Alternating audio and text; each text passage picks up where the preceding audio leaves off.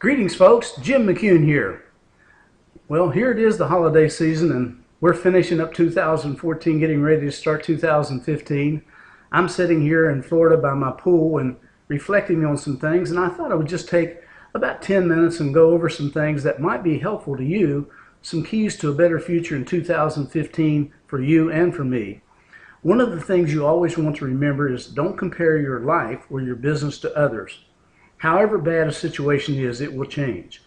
If we threw all of our problems in a pile and saw everyone else's, we'd probably grab ours back. Even the longest night has a dawn, and life goes on, and the best is yet to come, and that's going to be 2015 for a lot of you who follow what I go through over here today. Let me just start with this.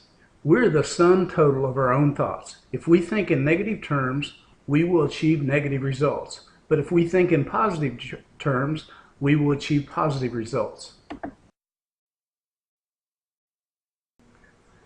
I read a long time ago that you become what you think about, and I totally believe that. So if we get what we think about, we have to have goals and plans, which are the magic keys to happiness and success. Only 3% of all people have goals and plans and write them down. 10% more have goals and plans, but keep them in their heads. The rest, 87%, drift through life without definite goals and plans. They don't know where they're going, and others will always dictate to them. The 3% who have goals and plans that are written down accomplish from 50 to 100 times more during their life than the 10% who have goals and plans and merely keep them in their heads.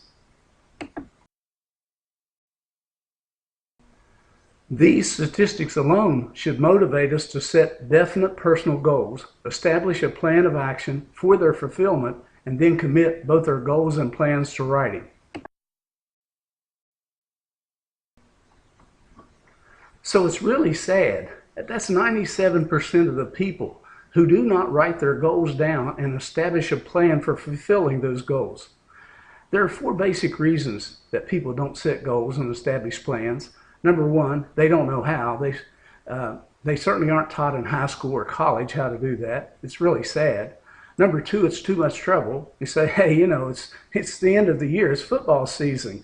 You have the playoffs. You have the pro games that are on every day, and college games. We have to do that. We don't have time to do that. Number 3, they don't have faith in their goals and plans after they're developed.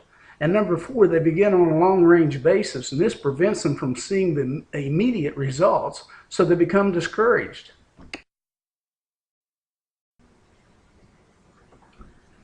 The number 1 key in goal setting is build a strong belief in yourself and what you're doing. Listen, folks, look at things like this. If you're in business, if someone else has done something, you can do it too. If you're trying to lose weight or whatever, if someone else has done it, you can do it. Believe that you can. Whatever the mind of man can believe, it can achieve. Remind yourself of your goals. Write them down. Keep them in front of you. Carry them with you at all times. Put them on your mirror in the bathroom. And remember that sometimes you may have a goal, and if you don't reach that goal, at least if you have a goal, you're going to be farther along if you had none at all. I always say this: if you shoot at the eagle and you bag the pheasant, you won't eat crow. And then you have to manage your people environment. What do I mean by that? Well, you can't listen to people who tell you you can't do something. You got to get away from those people. If they're your friends or family, you can say, hey, listen, I love you, but I'm not going to listen to you tell me I can't do something because I've decided to do it. I've got goals and I'm going to reach those goals. It's like the bucket of crabs. If you were out crabbing and you have a bucket, you don't even have to put a lid on it. Why?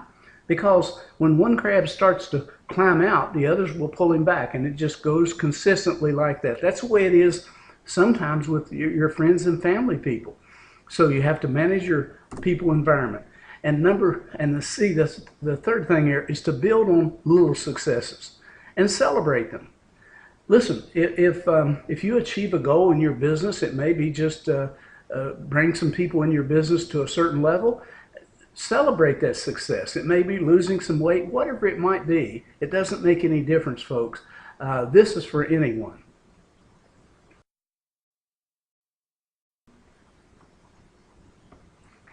Key number 2 of goal setting, specify your target. Put a time frame on your goal. If you want to be at a certain level in your business in a month or 90 days or 6 months or a year, put a time frame on it. And then if you know exactly what you want and you want it badly enough, ways and circumstances will appear to help you reach it. Confidently expect it. See yourself as already achieving it. You know, I made an agreement with a great friend of mine in 2002, and I lost about 50 pounds over that, a little over 50 pounds during that time. And how I did that was I made a decision, of course. I set a goal, and then I set a goal with my friend, and we both returned and reported to each other. But I used to say to myself every day, as I was walking, I walked hundreds of miles along with everything else. I would say, I vividly visualize myself as the person I want to become, and I'm enthusiastically achieving my goal of, and it was 190 pounds, and a certain level in my business. And I reached both of those goals, folks. I vividly visualize myself as the person I want to become, and I'm enthusiastically achieving my goal of blank, blank, whatever it might be. You have to see it to be it.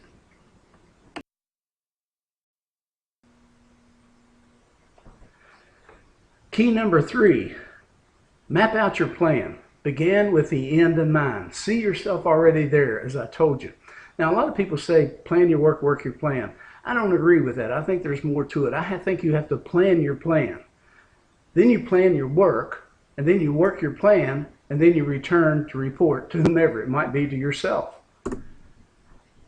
Here's the magic of goal setting, though, in my opinion. Be willing to do whatever it takes for as long as it takes to get whatever it is you want.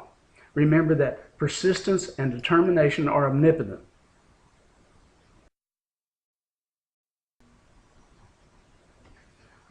And key number 4, and this is what really counts, folks, you have to resolve to pay the price. Paying the price means taking action. It's a simple process, but it's not easy. It's not easy to be successful in whatever it is, whatever endeavor you're doing. Just accept no excuses from yourself and no exceptions. You're going to make it happen. Your future does start now.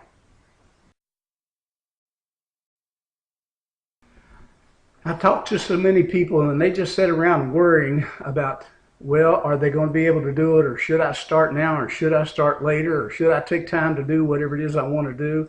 Listen, folks, worry is just wasted imagination.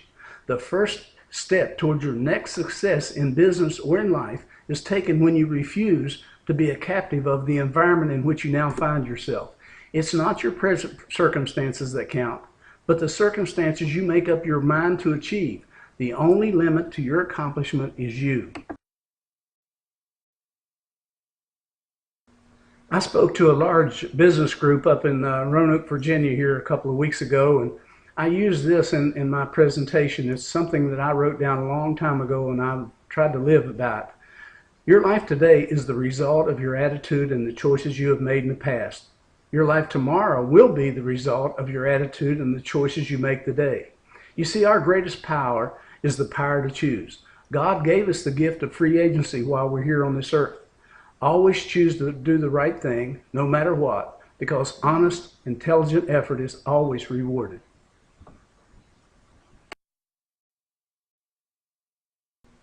Now, folks, if you know me, you know that I'm big on attitude. On every shirt that I have attitude is everything, or MrAttitude.com, which is my website.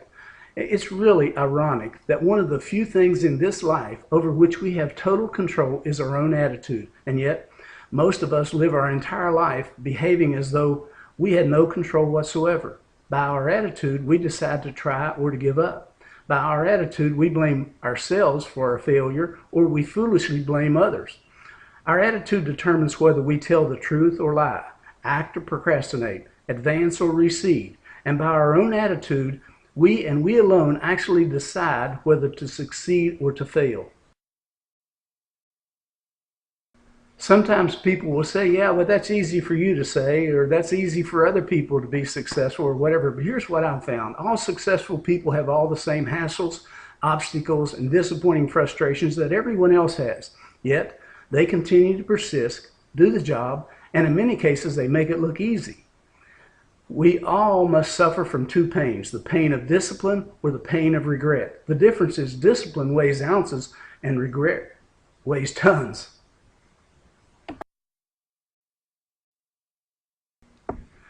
Here's some of the characteristics of the most successful businesses, whether that be individual businesses or corporations or people in life in general.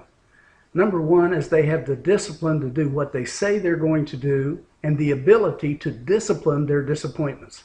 Hey, listen, we all have disappointments. We all have obstacles. I always say that obstacles are what you see when you take your eye off your goals.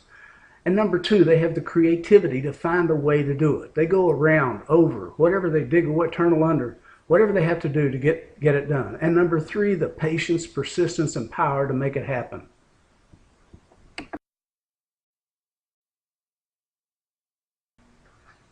Remember this, folks.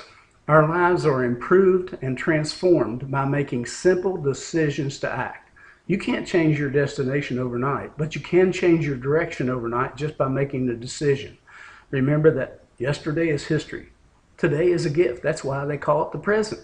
Focus on the things you can do to change and move forward to the future.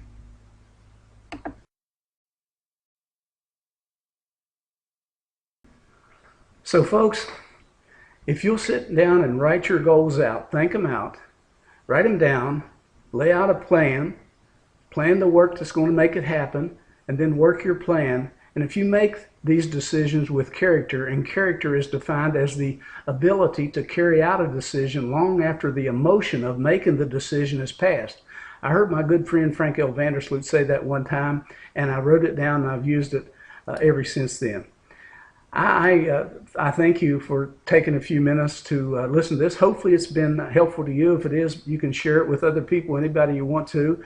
If you get a chance, though, would you please go to www.mrattitude.info and leave some comments if you want to. That's one of my sites. And remember, your future starts now. I wish you all the success in the world. God bless.